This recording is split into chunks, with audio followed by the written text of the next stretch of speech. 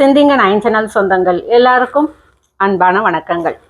இன்னைக்கு நம்ம சேனல் ஆன்மீக தகவல் பகுதியில் நம்ம வீட்டில் அதிக கண்திருஷ்டி சேருது, அதனால தான் எந்த நல்லதுமே நடக்க மாட்டேங்குது. ஏதாவது ஒரு முயற்சி செஞ்சாலும் அந்த முயற்சி தடைப்படுவதற்கு கண்திருஷ்டி தான் காரணம் அப்படின்னு நிறைய பேர் நம்ம நினைக்கிறது உண்டு. அது தவறே கிடையாது. உண்மையிலேயே கண்திருஷ்டியின் காரணமாக சில விஷயங்கள் நமக்கு நடக்காமல் போகலாம், அந்த விஷயங்கள் தடைப்படலாம், இல்லை தாமதமாக நடக்கலாம், இதெல்லாம் நடக்கும்.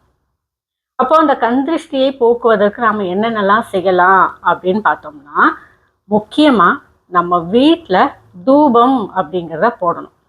நம்ம வீட்டினுடைய சூழ்நிலைக்கு தகுந்த மாதிரி நாம் எந்த தூபம் போட்டால் அதனுடைய பலன்களை நாம் அனுபவிக்க முடியும் அப்படின்னு நமக்கு தெரிஞ்சு அதன்படி நாம் தூபம் அப்படின்றத போடும்போது நமக்கு நல்ல பலன்கள் கிடைக்கும். அந்த வகையில் நம்முடைய சிந்திங்க9.com ஆன்லைன் ஷாப்பில் தூபம் போடுவதற்காக நிறைய திவ்ய பொருட்கள் நாம் உங்களுக்காக கொடுத்துக்கிட்டு இருக்கோம். அதில் வெண்கடுகு, குங்கிலியம், மகிஷாசி சாம்பிராணி, பால் சாம்பிராணி, கட்டி சாம்பிராணி, இப்படி நிறைய விஷயங்கள் நாம் உங்களுக்காக கொடுத்துக்கிட்டு இருக்கோம்.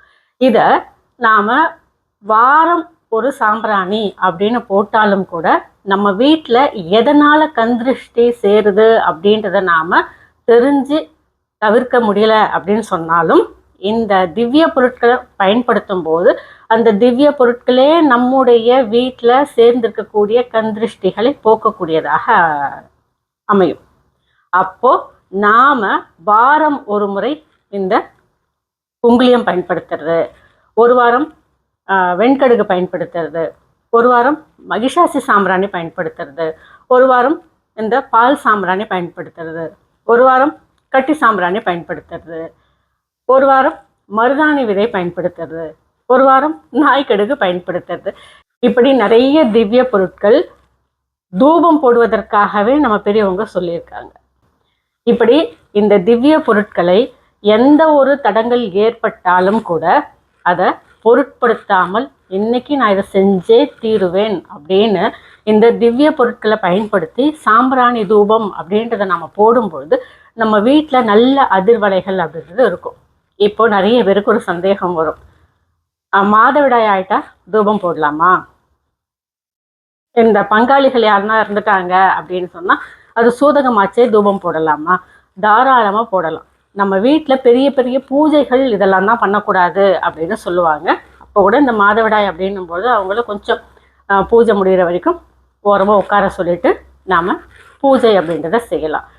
இதுவே பங்காளிகள் இறந்துட்டாங்க அப்படின்னு சொன்னாலும் பங்காளிகள் எந்த முறையில் நமக்கு பங்காளிகள் அப்படின்னு தெரிஞ்சு அதற்கும் இந்த கணக்குகள்லாம் இருக்குது. குறிப்பிட்ட பங்காளி இறந்துட்டா 5 நாளைக்கு நாம் எதுவும் பண்ணக்கூடாது, குறிப்பிட்ட பங்காளிகள் இறந்துட்டாங்கன்னா காரியம் முடிகிற வரைக்கும் எதுவும் பண்ணக்கூடாது, இப்படி நிறைய கணக்குகள்லாம் கூட இருக்குது. இப்படி அதெல்லாம் நாம் தெரிஞ்சு நாம் இந்த தூபம் அப்படின்றத பயன்படுத்தும் போது நல்ல பலன்கள் நமக்கு கிடைக்கும். ஆக தூபம் போடுறதுக்கு எந்த ஒரு கட்டுப்பாடும் கிடையாது. தூபம் அப்படின்றது வீட்டில் இருக்கக்கூடிய தேவையில்லாத அதிர்வலைகள் போக்குவதற்காக நாம் பயன்படுத்துறது மட்டும் கிடையாது. வீட்டில் இந்த அழுக்குகள் சேராமல், ஒட்டடைகள் சேராமல், இந்த பூச்சிகள், வண்டுகள் இதெல்லாம் சேராமல் இருக்கிறதுக்காகவும் இந்த தூபம் அப்படின்றது நமக்கு உதவுது. ஆக தூபம் அப்படின்றது நம்ம வீட்டுக்கும் நல்லது, அதை சுவாசிக்கும் பொழுது நம்முடைய ஆரோக்கியத்துக்கும் நல்லது. சரிங்களா? இந்த தூபத்துக்கு தேவையான திவ்ய பொருட்கள் அத்தனையும் நம்முடைய சிந்திங்க9.com ஆன்லைன் ஷாப்பில் பதிவேற்றம் பண்ணியிருக்கேன். வேணும் அப்படின்னா வாங்கிக்கிங்க. லிங்க்கை டிஸ்கிரிப்ஷன் பாக்ஸ்லையும் தரேன், கமெண்ட்லையும் பின் பண்ணுறேன். சரிங்களா? இந்த தகவல் பயனுள்ள தகவலாக இருக்குன்ற நம்பிக்கை எனக்கு இருக்குது. இந்த சேனலை சப்ஸ்கிரைப் பண்ணுங்கள், ஷேர் பண்ணுங்கள், லைக் பண்ணுங்கள். இதே போல் வேறு ஒரு புதிய பதிவோடு சந்திக்கும் வரை வணக்கம்.